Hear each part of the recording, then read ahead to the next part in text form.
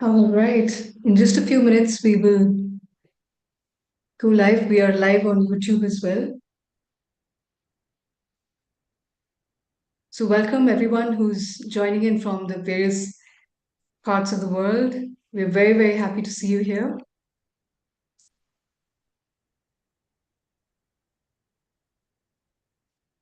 Let's give it just a few minutes for people to enter the room. All right.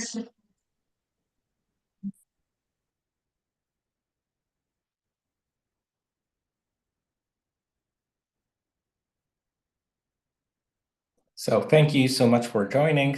And I know that it's going to be an international audience as always. So good morning if you are somewhere in US. Good afternoon if you're somewhere here in Europe, and good evening if you're in Asia. So hopefully all of you have something to drink, either a coffee if it's morning, or maybe some cup of tea if it's evening. And as Christabel said, we will be getting started shortly.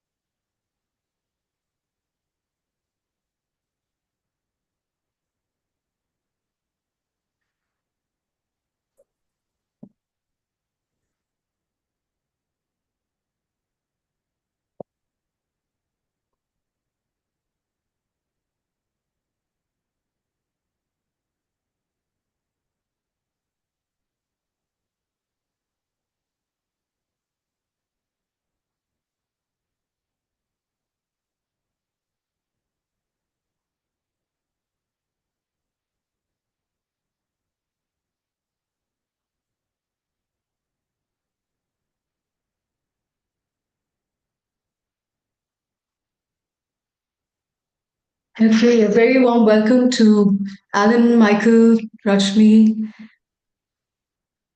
and all the others who are pouring in. As we speak, we are live on YouTube as well. So, very warm welcome to everyone who's joining us there.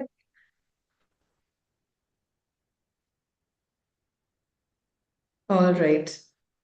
Okay, Oscar. I think let's dive in and make the most of this hour ahead of us. All right. Yes, good morning, good afternoon, good evening to everyone joining from the various parts of the world. Welcome to this fireside chat. I'm your host today, and I'm excited to introduce our esteemed guest, Mr. Oskar Kawecki. He is Safe Practice Head at upGrad KnowledgeHut and a renowned SPCT and a Lean-Agile expert. Now, before we dive into our conversation, let me give you a little bit of an introduction about upGrad KnowledgeHut for those of you who are not well versed with it.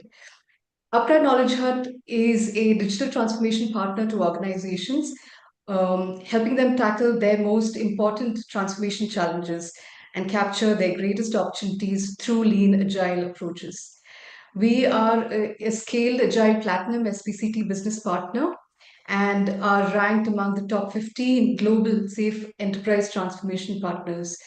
We are one of only five in the APAC region offering the full suite of safe capabilities.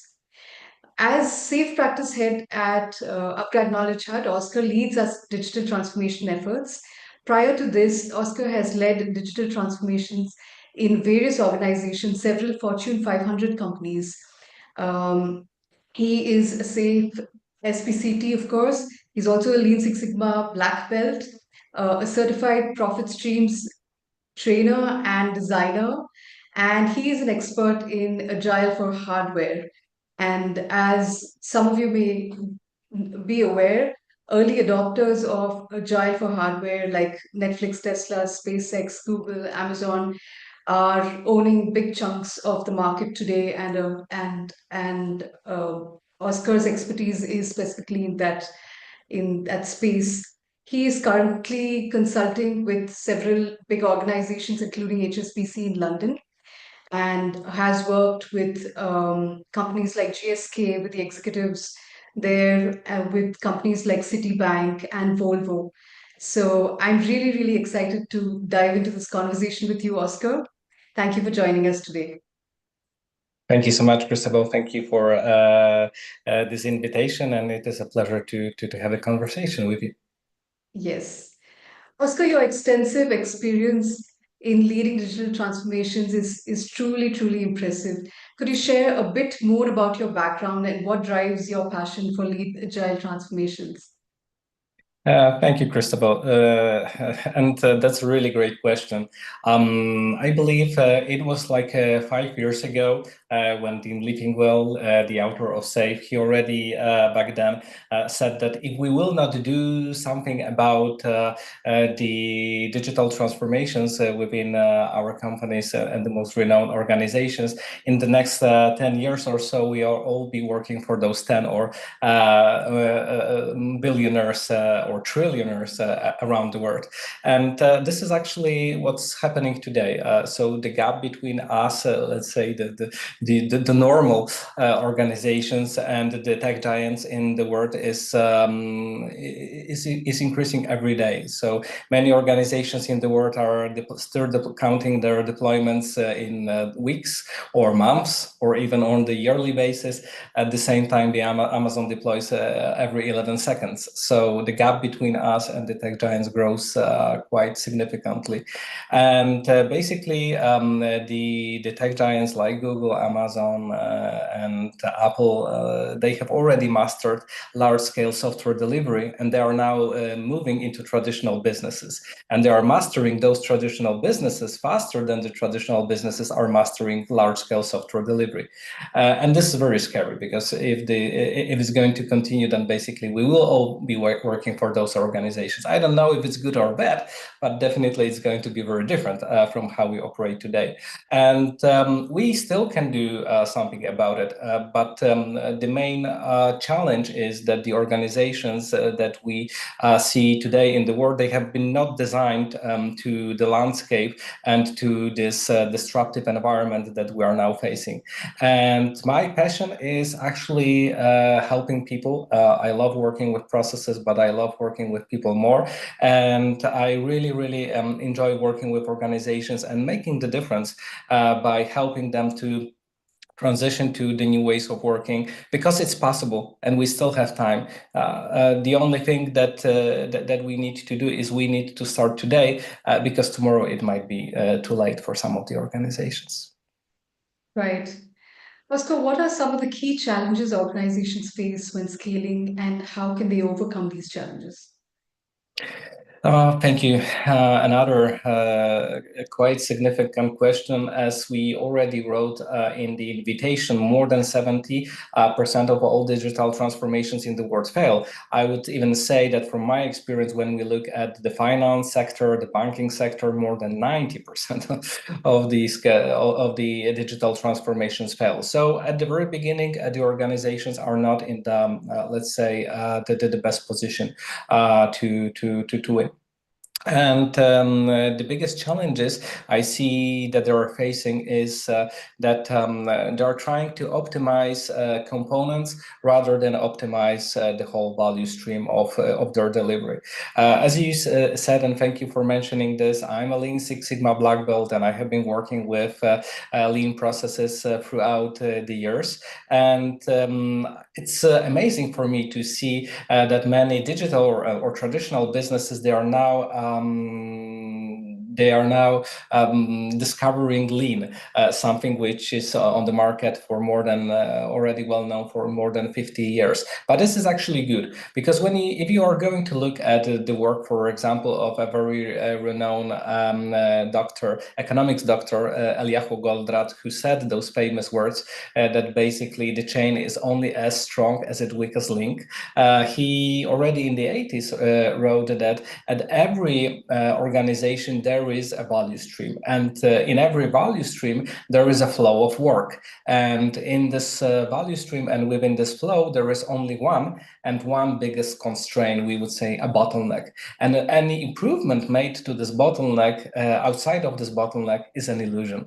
And the biggest challenge that I see is that the organizations are not performing the value stream mapping at the very beginning of their transformation. They do not see the entire value stream, and they are trying to sub-optimize sub-components of the system, which sometimes it doesn't even deliver the desired outcomes. It's even actually dangerous, because making a component that is already efficient more efficient when you have in the downstream, for example, other parts of the system which are already struggling, will do more harm than good.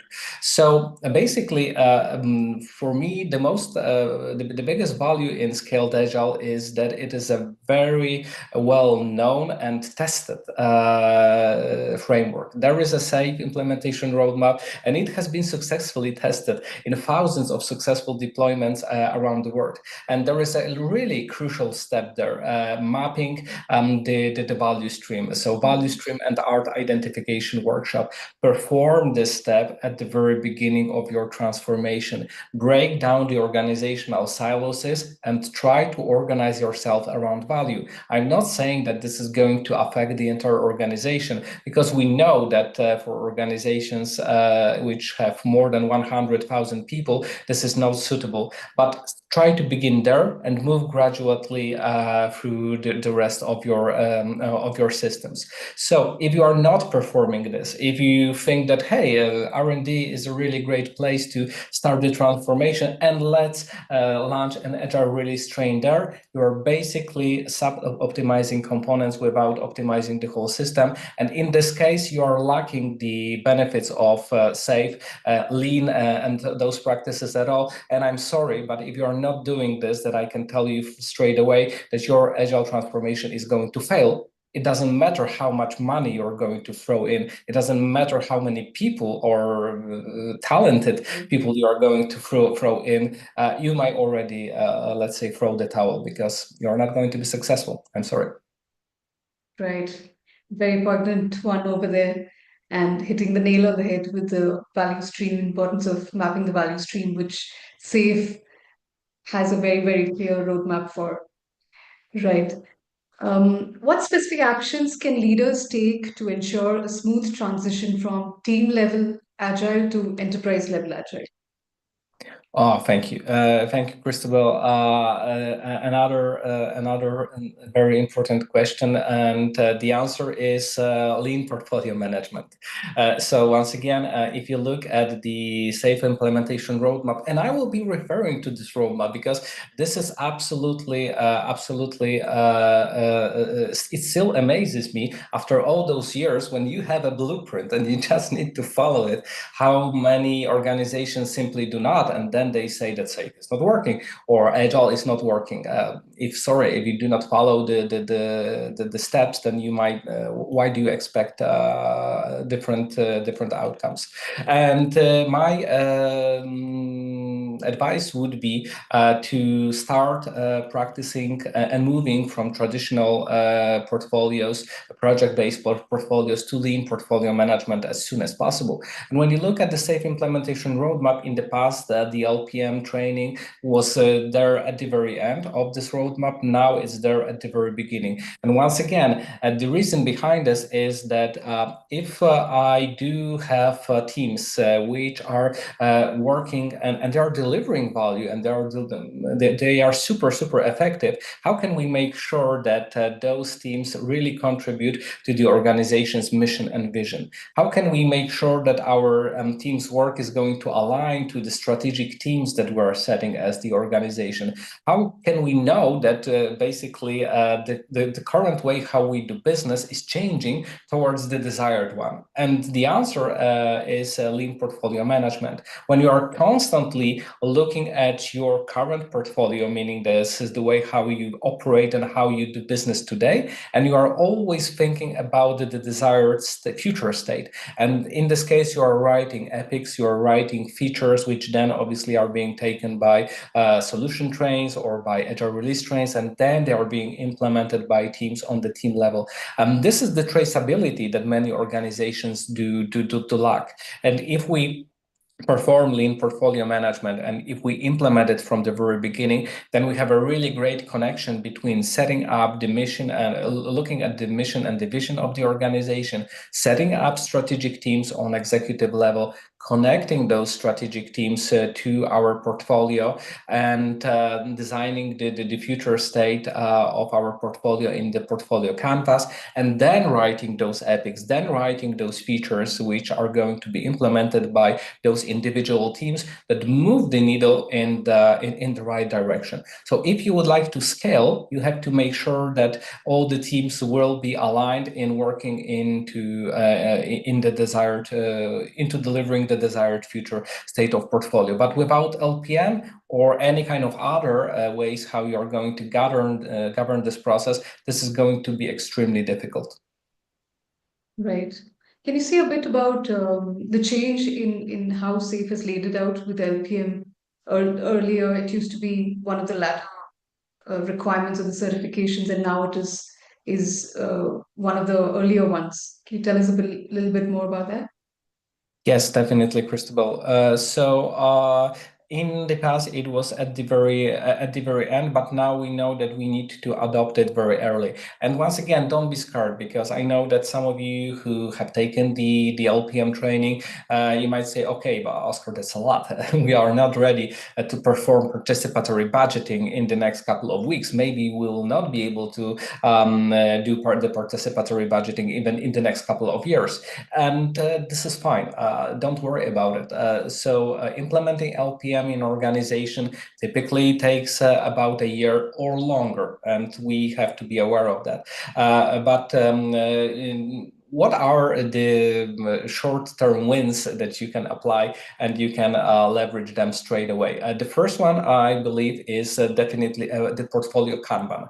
So in the past, when we were working in projects, or now still organizations are working in projects, we know that this process is simply unsustainable. And the reason behind this is that many organizations, and it is already mid of March, had not yet finished their planning. They are still planning actually for 2025. So if we are going to continue this process, then maybe we are going to plan for 6 months, the projects, and then we are going to execute them for the next 6 months. It doesn't make any sense. So when you will apply the portfolio Kanban, you will have a smooth flow of value, those epics, those which we are going to deliver the value through your Kanban system, through the organization, and you will not be having to be dragged down by those constraints that, hey, now we have to now it's the end of the year, and now we have to think about how we are going to set our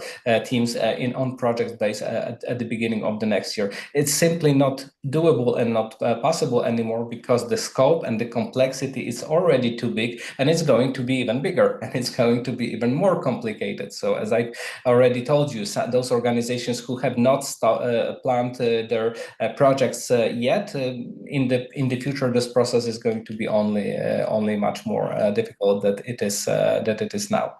And the next one, also, which I would like to highlight, is that in your portfolio, this allows you to actually make really fast transitions to founding those initiatives that have the highest business impact, or maybe the highest customer impact. So in one of the organizations that I was consulting some time ago, I've asked them the question, if you are, for example, at the end of in Q4 and you have 10 projects that are ongoing, and let's say 9 of those projects are going to deliver 100K to your organization, and there is one that you see that it's going to actually deliver, let's say, 10 million, but it is actually going to be late. Can I simply take the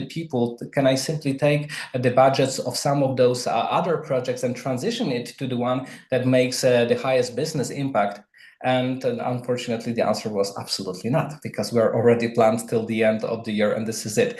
Sorry, if you're not making business decisions, if you're making decisions based on how are we actually executing our projects on time, but not on the impact that those projects are giving you, then you are going to fail as an organization in the long run. Lean portfolio management, on the other hand, allows you to have the flexibility to invest more in those initiatives that have the highest return of investment, the highest impact on the customer satisfaction throughout the year. So basically, This is agility at scale. Yeah. Wow. Most interesting, and I'm sure the how the the executive structure and the discussions that happen there when they are focused on lean portfolio management are going to be so much more agile, and not just agile, focused on the greatest return on investment, right? Oscar, what are some assumptions that organizations make about digital transformation that lead to failure? Mm, So, at the very beginning of every transformation, we have to obviously think about what are the goals that we are setting for ourselves. And we can look at the example of Nokia, who many don't know that, but already many years ago, before their fall, they were very agile. Actually, and unfortunately, the things that they were measuring were the number of people and teams working in Scrum, number of teams having a Scrum Master, number of teams using story points, etc., etc. So basically, they were looking at the outcomes of the transformation. They are not focusing they were focusing at the outputs of the transformation, not at the desired outcomes. So there is a really great workshop, and I have executed it already several times, and it's called basically measuring business benefits of safe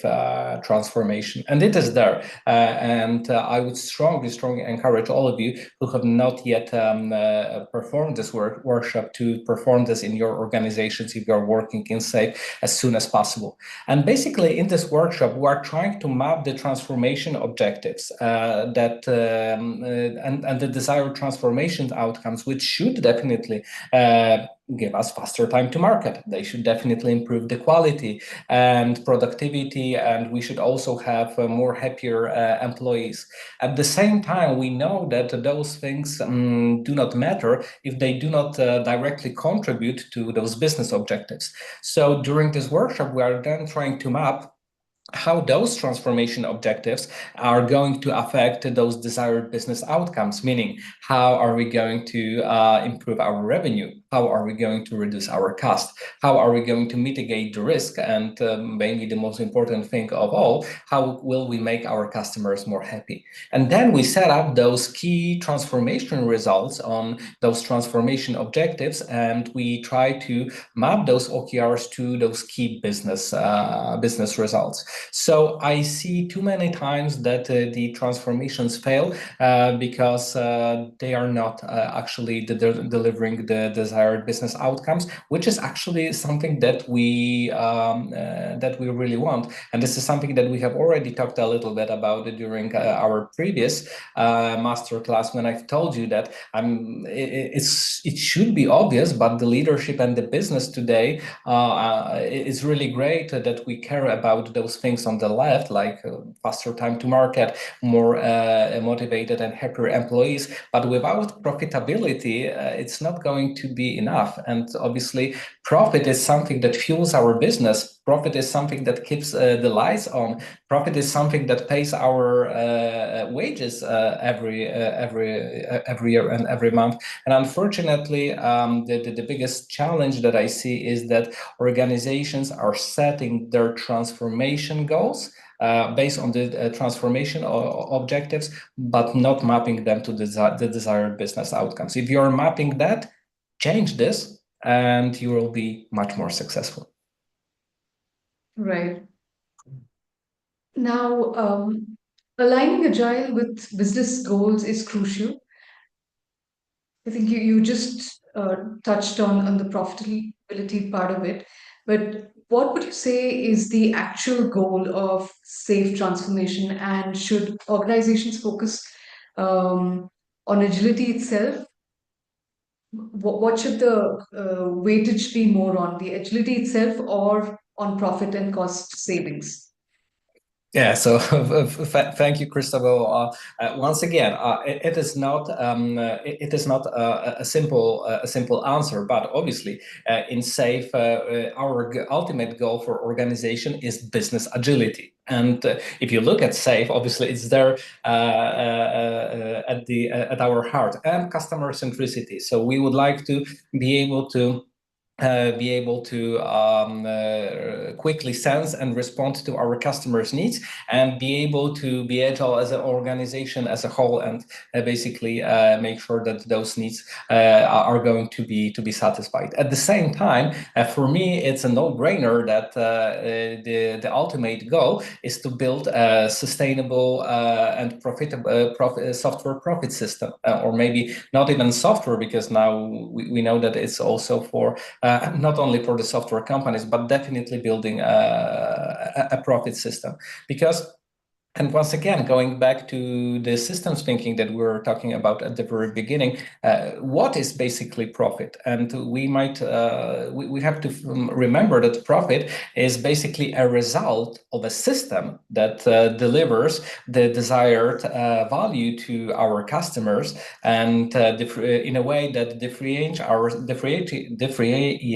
makes ours different than the and does it in a different way than the competitors, and definitely creates more revenue than cost. And this is basically the definition of profitability. So I would say that this is also the ultimate goal of SAFe, making sure that we have a sustainable profit system that we can sense and basically also deliver the needs to our customers faster than the competition, in a better way than our competitors. And that definitely the profit that we make from this, we invest in the future state of our portfolio, when we are going to be able to deliver this better and better in the future.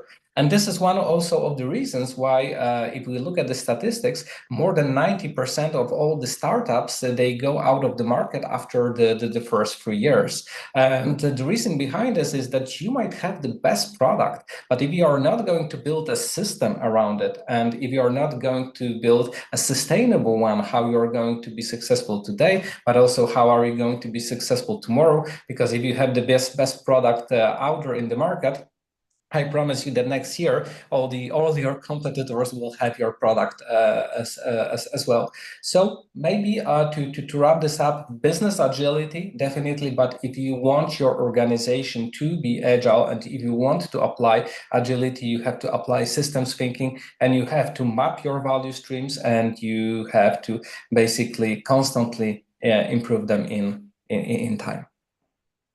Right. Now, moving on to the topic of fostering a strong agile culture. Fostering a strong agile culture is certainly essential for sustaining agile principles at scale. Tell us a little bit about what is the difference between principles and practices when it comes to agile. Thank you, Christabel.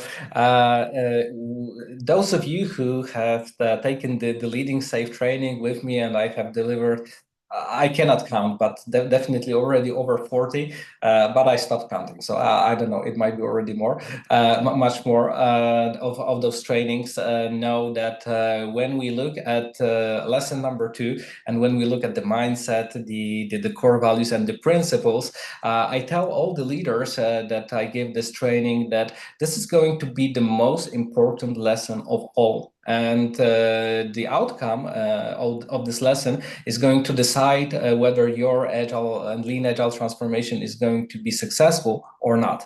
And the reason behind this is that if we look at the famous quote of Edward Deming, so the father of Lean and Six Sigma, he said already many years ago that the common disease that the most organizations are facing now in the world is the impression that our problems are different.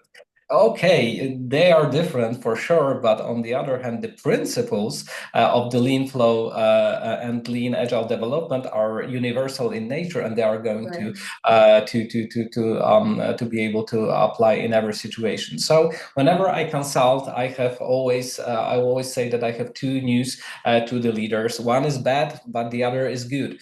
So the bad news is, unfortunately, I'm sorry, but your organization is not special. I wish that you were special, but you are not.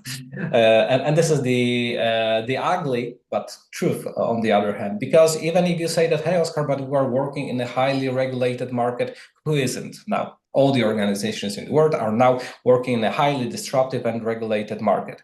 On the other hand, I have a very good news for you, because if your organization is not special, then the principles which are universal in nature, we simply can apply them at your organization to make your organization successful. And to give you just a very simple example, when we look at our SAFE principles, and when as one of the examples, we would like to work in fast incremental learning cycles. If you understand this principle, and if you understand that the faster, the shorter the loop, the faster the learning, and obviously the faster the organization learns, the more innovative it is. And let's look at one of, or maybe the most now successful organization in the world, which is Google. And Google is also the most innovative organization in the world, and they are learning the fastest comparing to the other organizations. If you know and you understand this, that the only thing that you should be doing when setting up your iteration goals, and it doesn't matter on team level, if it's on Agile release train level, if it's on your portfolio level, the only thing that you should be thinking is how fast are we going to learn, how fast are we going to validate our hypothesis, and how fast can we actually apply those learning to get the competitive advantage. If you will know this, and if you will understand this, that you will have absolutely no problem with designing the right, for example, length of the sprints of your iterations. At the same time, if you do not understand it, and you mentioned Agile for hardware, and unfortunately I have seen it too many times, when we have Agile coaches which tried to force the hardware teams to work in 2 weeks iterations. Doesn't make any sense. And the reason behind this is that most of the hardware teams are not going to be able to deliver anything that they are going to learn from during those 2 weeks. So it might maybe make perfect sense to be applicable in Agile teams who work in 2 weeks iterations. At the same time, in SAP, we have a standard of 3 weeks iterations, and the reason behind this is that we also have this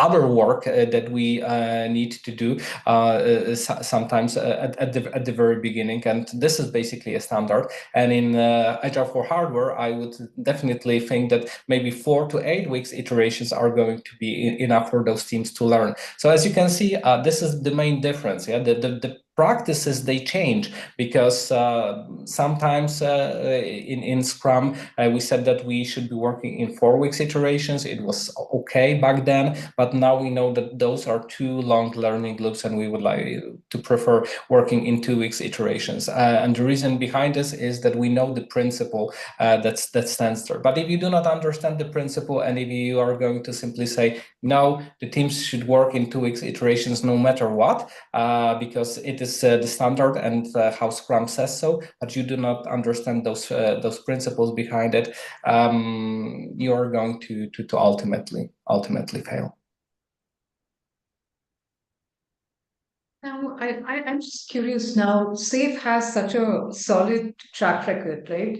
With more than 20,000 organizations that have adopted the framework. And there are so many different stories when you look into it in depth about what has worked and what has not. And the results too, in terms of both profitability, employee happiness, and all of that. So, what are some of the resistances that organizations and leaders have when it comes to adopting SAFE as the framework to scale? Thank you, Christabel. So once again, it's all about breaking out those organizational silos. And unfortunately, for most of the organizations in the world, they have not been designed to operate in such a disruptive market that we see today. And most of the organizations have been designed to based on those departments who have their individual goals, who have their individual bonuses, who have their individual incentives, etc., etc. And but once again, making those silos is agile is not going to be helpful. It's not going to deliver the desired outcomes. And SAFe has a really great answer for it because we organize ourselves around the value. And in some of the organizations, when I have launched, for example, a solution train with more than 600 people, we had teams which were based in the United States, in Europe, in India, Korea, and China. So actually, when we performed the PA planning, we were joking that we're literally moving with the sun across the world, and everybody had to plan together. But this is how the value was distributed across the world, and there was simply no other way how to organize ourselves around this value but to bring all those teams and all those geographic regions together. At the same time, people are very much, especially the leaders, focus on saying that, hey, maybe the teams in the United States are going to work as a separate agile release train, maybe the teams in India will be a separate agile release train, etc., etc. And now you understand, and you go to the point there. The biggest challenge is that yes, organizations in the past made very let's say revenue beneficial for them decisions, and they decentralized many of their teams across the world. But now they have to bring them back, and they have to bring them back to those virtual organizations, so agile release trains or solution trains. But this basically means that if I'm the line manager of the team, I'm now moving from being this line manager and telling the people what to do, to basically being a leader and setting up the environment for this agile release train, which is a cross-functional team of teams, and those teams who are working there as cross-functional, setting up the environment to thrive. So I would say that there is a huge resistance out there, but this is the message that I have to the managers. The AI is already there, and AI in many organizations is already performing a lot of those things which managers typically do, like think, can I go and take some leave today, or how I'm being, let's say, how do I perform? In many organizations, AI is already taking up those functions. So I have a message to all the managers in the world. There is no future for managers, but there is definitely future for leaders. So I know that there is a lot of resistance in you, and there is the fear of letting go and decentralizing the decisions making, empowering the teams. But basically, if you as the managers will be doing things that basically manage the team workers, I'm sorry, but AI is already doing this much better. So in the next couple of years, you will not be needed. That's a powerful one. There's no future for managers, but there is a future for leaders. Exactly, because all those manual functions that managers do today is already automated and will be automated. But there is still time to evolve. So I don't want you to be scared, but at the same time, yeah, it is what it is. Yeah, a huge opportunity there for the taking, if for those who are ready to adapt and embrace. Yes. Yes. Exactly. So this is the key message to everybody who's listening. Don't worry, the AI is not going to replace you, but the people who are using AI and who know how to use AI, they will. I promise you. I promise you that. Yes. All right.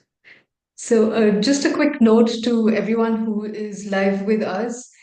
Please feel free to drop in your questions as they pop up in your mind into the chat as well, and we'll keep picking them up as we go along.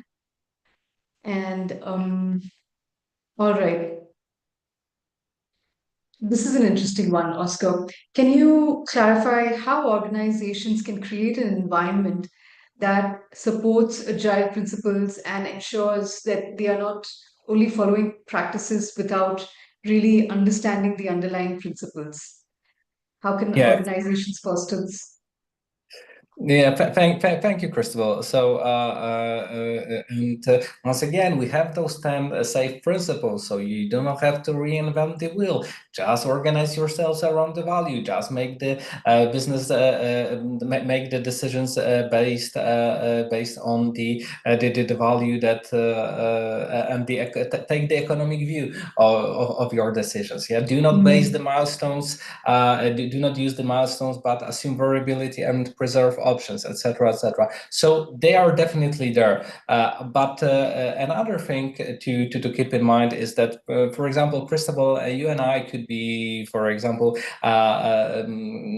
consulting for any large organization in the world, and we could be sitting for hours or for days or maybe for months and thinking about the best way how we are going to design the transformation in any organization. And if we would then, communicate this on an all hands meeting, the only thing that the people would be hearing are two things. The first thing is that they would be scared, because it would mean that we will be introducing some significant changes. And let's be honest, people do not like change. People are naturally hesitant of those changes. And the second message that they will hear, and they will be thinking, how does it affect me? How I will be affected? And if we do not have the answer to those questions, the first one is that, yes, we know that this is going to be a change, but we have thought this over, and we have a really good plan. And we have a really great consulting company, like, for example, upGrad, which is going which have the people and the knowledge and the resources to walk you through this. But the next super important thing, and we know that we are going to organize ourselves around the value, excuse me, and we are going to basically streamline our work, and we are going to make your lives easier. We are going to make your lives better. Remember all those situations when you had it, when you bumped your head against the wall because we had all those unnecessary processes in our organization? Boom, it is gone now, and we are going to help you to be.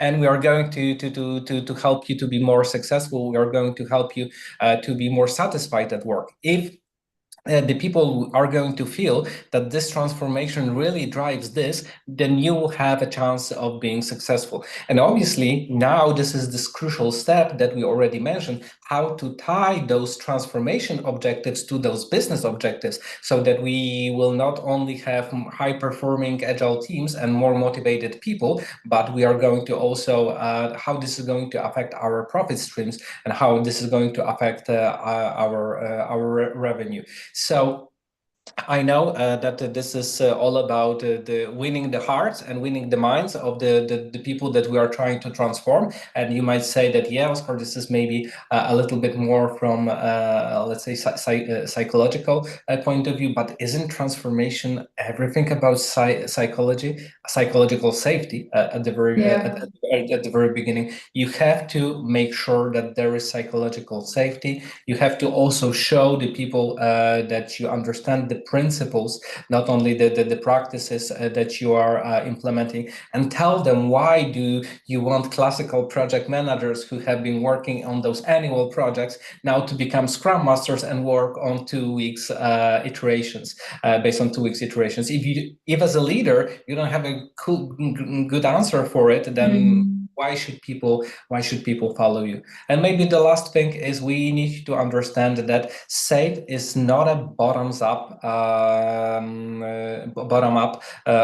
implemented framework. It is a framework that should be implemented there from the leaders, from the leadership. And the reason behind this is that if we want to really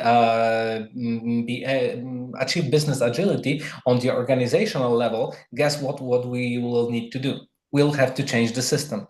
And who has the authority to change the system? Only the leaders. So if the leaders will not only be, let's say, passengers in this train, if they will not be at the spearhead of this transformation, how this transformation can succeed? It cannot. Yes. And that's where the portfolio management also ties in very strongly. Exactly. Right. All right. Now let's discuss moving from outputs to outcome. What is the difference between outputs and outcomes, and how can organizations make a real impact by focusing on the outcomes? That's a powerful one, and I Yeah. believe all of you who thank you. That's a powerful one, and I believe all of you who are now writing your projects, defining your projects for 2026, who are writing your OKRs and transformation goals, etc., etc. You are all thinking about the same thing. So. Basically, the biggest difference is, and once again, this is a totally different way of working. I understand that in the past, when we were working in the classical project management, we were looking at the outputs of our project. What does it mean? It means that we had this classic IAM triangle, and I'm a PMP. I'm PMP certified, and I have been working as a classical project manager for many years in my career, and there is nothing wrong with it. But look at the main difference behind what are we actually delivering to our customers and to our organization. In the classical project management, we're focusing on the outputs because we're focusing to be on time, on budget, and basically delivered according to the desired scope. But when looking at a famous quote from Eric Ries, the author of the Lean Startup, who already said, if we deliver something that our customers didn't want, or they were not satisfied, and did it even matter if we did it on time and on budget? Obviously, the answer is not. So in SAFe, in Agile, and in Lean, we are basically reverting this iron triangle, meaning that the only two things that are set is the time and the budget. Because I'm basically paying you for your teams or Agile release train or solution trains time, and we cannot extend the time of the iteration, and we cannot extend the time of PI. We are planning for example, 10 weeks planning interval, and we know the budget because we are not throwing in people into the development. We know from Lean and from Agile that this is actually counterproductive. But the only thing that varies is the scope.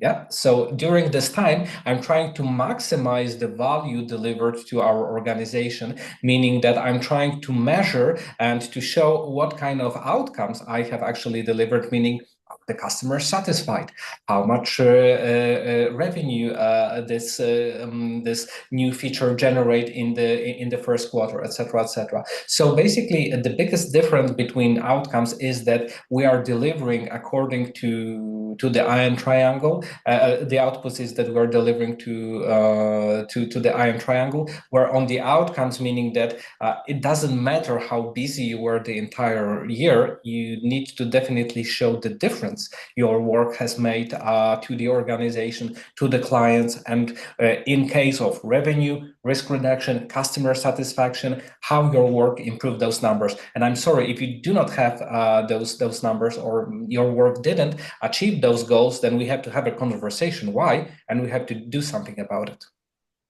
Right.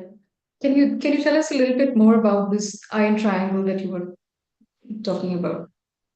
Yeah, so in classical project management, we have this iron triangle when we have scope, and we have time, and we have the budget. And basically in the iron triangle, scope is always fixed. So we have a contract, and you say, hey, Oskar, I want you to deliver the scope in, for example, next year. You will have your milestones that you need to achieve. And basically the scope is fixed. On the other hand, the budget and the time, they are flexible because in the worst case scenario, I can have a buffer of, let's say, 20 or 30% of time. Or if I do not have enough budget, I can throw more people into the project very, very late. But we know that both of those things are, once again, do not make much sense, and they are counterproductive, and we cannot work like this. So in Agile and in Lean, we are reversing this iron triangle, meaning that the time and the budget are fixed, because once again, I'm paying you for the iteration, and I'm paying you for the desired time. But the business value, you need to definitely make sure that you are going to maximize it and deliver the most impactful and important things in the given period of time. Right. Yeah, I think that pairs nicely with the most important difference in the approach with SAFe versus any other kind of scaling, right? Yeah, yes, definitely. So this is yet another thing. We all let's be honest. Safe is used by more at scale, more organizations in the world that all the other scaled frameworks combined. And the reason behind this Yeah. is exactly this. It Yes. focuses on the outcomes, not on the outputs of our work. Right. Oscar, can you tell us some of the biggest companies that have adopted this? Just give us some of the names that come to mind as exceptional, exceptionally done agile transformations with SAFe. Yes, definitely. So, for example, in the banking sector, Nordea is a really great bank to give as an example. And I really love about them is that they are actually setting up and positioning themselves as being the most innovative, for example, bank in the world. And obviously, Safe helps them to achieve this, to be faster to market with the most innovative solutions than the other organizations. MetLife, once again, an insurance company, they had a really great initiative, I believe, many years ago when they had an actually agile release train that was responsible for launching the more and more agile release trains. What is also quite interesting is that in the Nordics, like for example in Sweden or for example in Denmark, in Holland, SAFe is widely adopted also on the government level. So and this is something that might be Interesting. also very interesting to the politicians because being a government agency is nothing different to being actually a normal Yeah. organization on the market. Right. If first of all you are the citizen, if I'm the Yeah. government organization, that I'm delivering something to you, and if you will not be satisfied with my delivery, guess what you are going to do? You're going to vote for my opponents, and you're going Yes. to basically throw me out of business. So this is, I believe, also a really key message to those government agencies and governments worldwide. Adopt Safe for Government. It's there. By the way, we will have a 6.0 Safe for Government training, a new one, Hmm. which is coming in the next upcoming weeks. Because basically, you do the same things all the other organizations do, Right. including the startups. You are trying to always assess your citizens' needs, and you are definitely trying to make them right. And this is the way how to do this. Also, I did a really cool webinar, and you already mentioned that, and you can take a look at it if you wish to, about the launching the value stream and also the solution train in Volvo. And this is something that is publicly available if you would like to take a look at it there. And this was also another really good example of organization who is doing this. Right. And for everyone's reference, we have that linked in the notes as well, and also share the link to more notes that we're going to make available on the website. Also, on that note, this is just the start of a series of conversations that Oscar is going to bring to us, and it's going to be in different formats. Some of them are going to be where he dives into the theory of it and really breaks things down for you to understand the various parts of the transformation. We're also going to do it in these kind of chats with inviting other experts as well. So we'd love to have your feedback about this one too.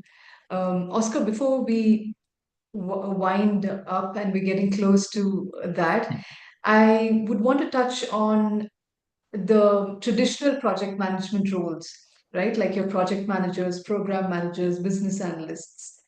Should they be worried? Yes, definitely. Definitely, because, and once again, people who work with me, they know that I'm totally honest, and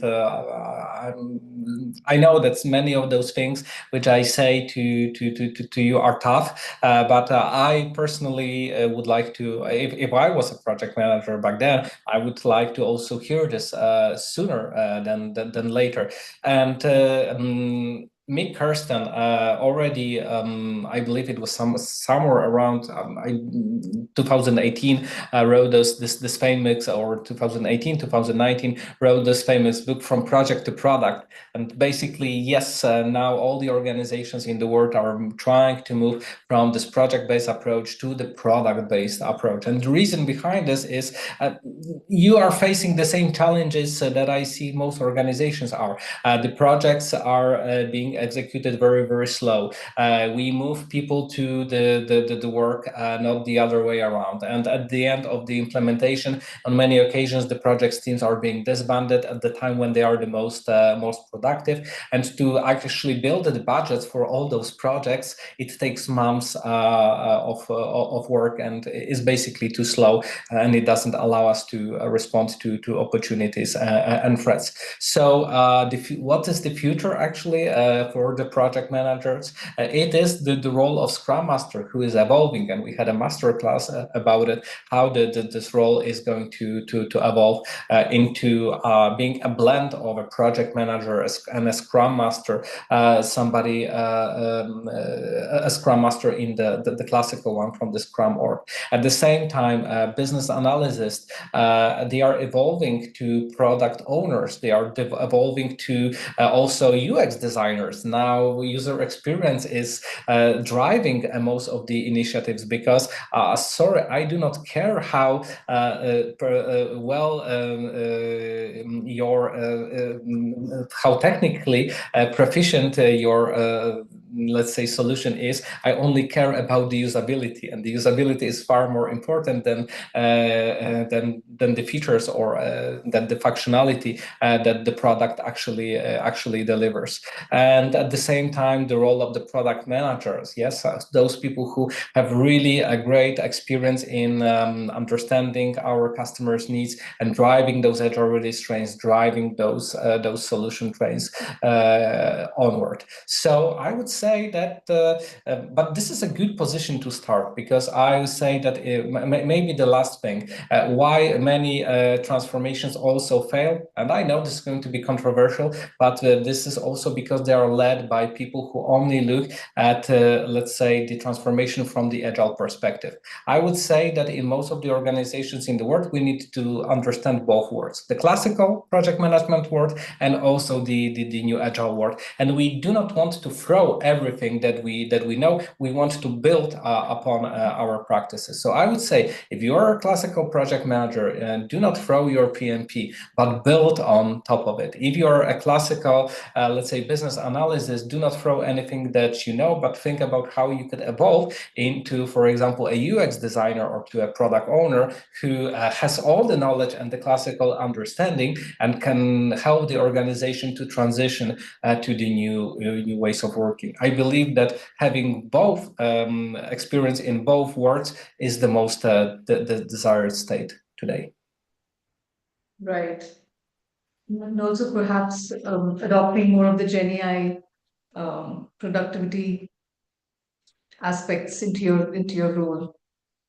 Yes, exactly. Right. For example, in the past, doing a retrospective of 600 or more people, it was first of all very time consuming. At the second time, it sometimes was not even possible to collect and to analyze all this kind of data. Now it is possible. So we can also think about how we are going to leverage the tools into our everydays of working. If you are a product owner, if you are a product manager, what stops you from using Gen AI to help you to write those features and to write those enablers and to write those epics? I'm not. You are still the driver. You're still making the decisions. But I have tried this on multiple occasions, and I was surprised on, for example, example, the acceptance criteria, how many of the ones that I haven't taken into consideration, OpenAI helped me to actually generate. So once again,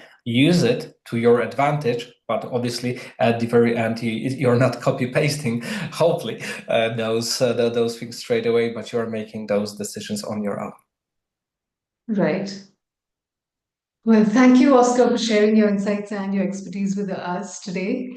To our audience, please remember upGrad KnowledgeHut is not just a training provider. We are a transformation partner that can help you to navigate the complexities of digital transformation effectively.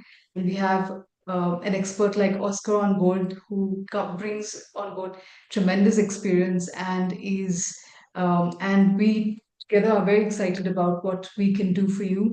What we will be doing over the next couple of days is, because everyone who is registered for this live event will also receive an email from us with the recording and a limited time coupon for you to check the latest offerings.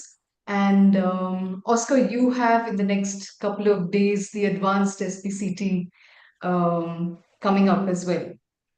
Yes, So yes, advanced SPC is something that is really hot now on the market. So please join me at the upcoming class, because this is something that we lacked in the SAFe community for many years. So how to differentiate yourself on the market.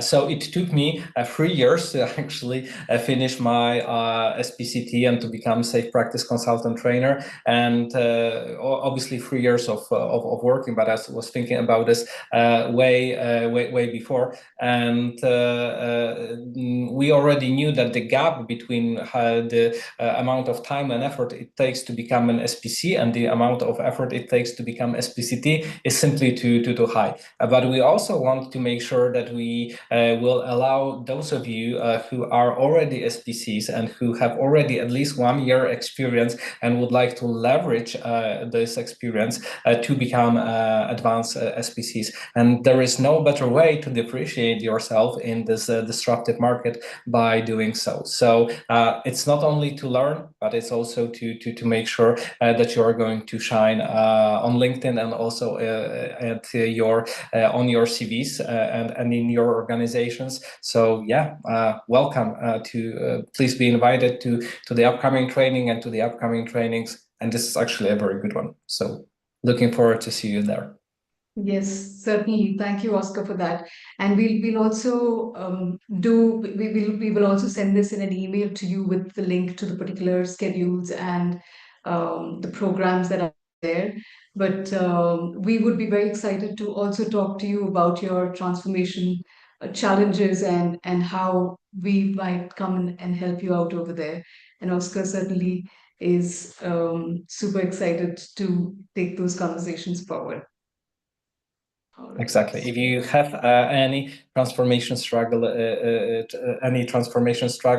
or you would like to have a cup of coffee or a cup of tea and chat together about them, how can we help you? I will be more than happy to help. So just schedule a meeting and let's keep in touch.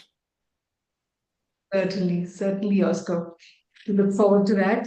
And let's call it an evening then here in Bangalore and for you over there.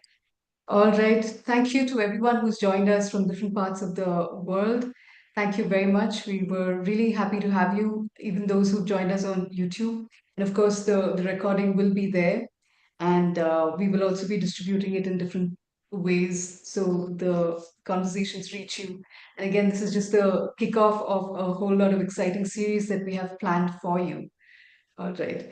Okay, Oscar, thank you so much and have a good evening.